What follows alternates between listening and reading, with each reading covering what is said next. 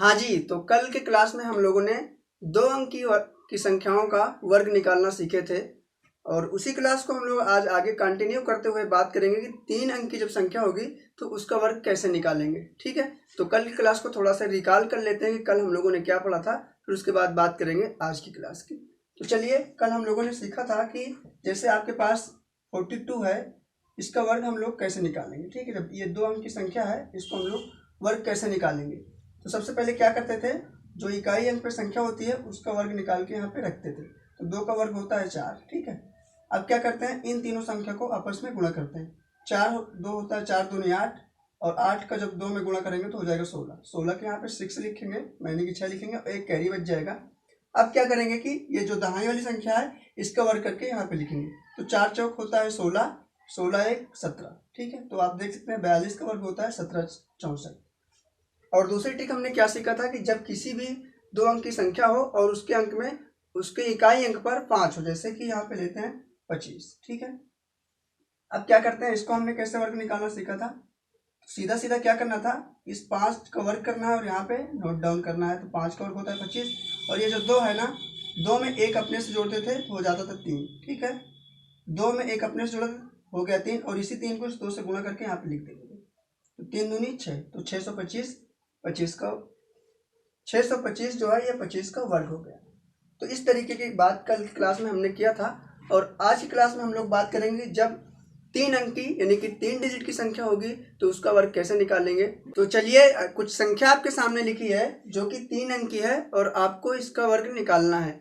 तो चलिए देखेंगे, इसका वर्ग निकालने के लिए सबसे पहले हम क्या करेंगे। तो इसका वर्ग निकालने के लिए सबसे पहले हम करेंगे कि देखेंगे कि ये 100 से कितना ज़्यादा है। तो ये 100 से ज़्यादा है 5। ठीक है, अब इसी 5 का वर्ग करके यहाँ पे लिखेंगे। 5 का वर्ग होता है 25। ठीक है, अब देखेंगे इस 105 में 5 और जोड़ देंगे तो कितना हो जाएगा, 110। ठीक है, तो ये आपका 105 का वर्ग निकल के आ गया। ठीक है, लेकिन आपको यहाँ पे एक बात ध्यान में ये रखना है कि ये जो इकाई अंक का वर्ग होता है इसको हमेशा 2 अंक में लिखना होता है। जैसे एक एग्जाम्पल यहाँ पे हम लोग लेते हैं, मान लीजिए यहाँ पे होता है 103। ठीक है, तो क्या करते हैं, इसका वर्ग निकालने के लिए हम लोग सबसे पहले क्या करते हैं, देखते हैं कि ये 100 से कितना ज़्यादा है। तो 3 ज़्यादा है। अब इसी 3 का वर्ग यहाँ पे निकाल कर रखते हैं। ठीक है, तो 9 हो गया। 3 का वर्ग होता है 9, लेकिन ये सिंगल है, मतलब कि एक डिजिट में है, और इसको 2 डिजिट में बनाने के लिए हम इससे पहले 0 लगा देंगे तो संख्या पर कोई फर्क नहीं पड़ेगा और 2 अंक का बन भी जाएगा। अब क्या करेंगे, देखेंगे 103 में ये वाला 3 जोड़ देंगे तो हो जाएगा 106। इस तरीके से आप वर्ग निकालेंगे। ठीक है, यदि यहाँ पे 3 डिजिट में भी आ जाता तो भी हम उसको 2 ही डिजिट में रखते हैं। ठीक है, तो चलिए अब हम देखेंगे 106। 106 में 100 से कितना ज़्यादा है, 100 से 6 ज़्यादा है, तो 6 को यहाँ 6 का वर्ग यहाँ पे लिखेंगे, 36 होगा। ठीक है, अब इसी 106 में 6 और जोड़ देंगे, इसी 106 में इस वाले 6 को और जोड़ देंगे तो हो जाएगा 112। ठीक है, अब देखेंगे 107 का वर्ग निकालने के लिए हम लोग, तो 107 में 7 ज़्यादा है, तो 7 का वर्ग कितना करेंगे, 7 का वर्ग होता है 49, तो यहाँ पे लिखेंगे 49। ठीक है, अब 107 में 7 और जोड़ देंगे तो हो जाएगा 114। ठीक है, अब देखेंगे हम लोग 110। 110 में 100 से कितना ज़्यादा है, ये 100 से 10 ज़्यादा है, तो 10 का वर्ग करेंगे तो हो जाएगा 100। लेकिन हमने आपको ऊपर क्या बताया था, हमेशा 2 अंक में लिखना है, तो यहाँ पे 2 अंक में लिखेंगे और एक हमारा हासिल बच जाएगा। ठीक है, अब क्या करेंगे, इसी 110 में जो 10 ज़्यादा है और जोड़ देंगे तो हो जाएगा 120। 120 के बाद एक हासिल भी बच गया था, इसको जोड़ेंगे तो हो जाएगा 121। ठीक है, तो ये हमारा 110 का वर्ग निकल गया। अभी हम लोग देखेंगे 112 का वर्ग निकालना। तो 112 में 100 से कितना ज़्यादा है, 100 से 12 ज़्यादा है। ठीक है, 100 से कितना ज़्यादा है, 12 ज़्यादा है, तो इस 12 का वर्ग निकालेंगे तो हो जाएगा 144। 144 का 2 अंक में हमें यहाँ पे लिखना है, 144 का 44 लिखेंगे और एक हासिल बच जाएगा। ठीक है, अब क्या करेंगे, 112 में 12 और जोड़ देंगे तो हो जाएगा 124, और ये हमारा एक हासिल बच गया था तो उसको भी लिखेंगे तो हो जाएगा 125। अभी देखेंगे 16 का वर्ग। जब 16 में देखेंगे ये 100 से कितना ज़्यादा है, 100 से ज़्यादा है 16। ठीक है, तो 16 का वर्ग होता है 256।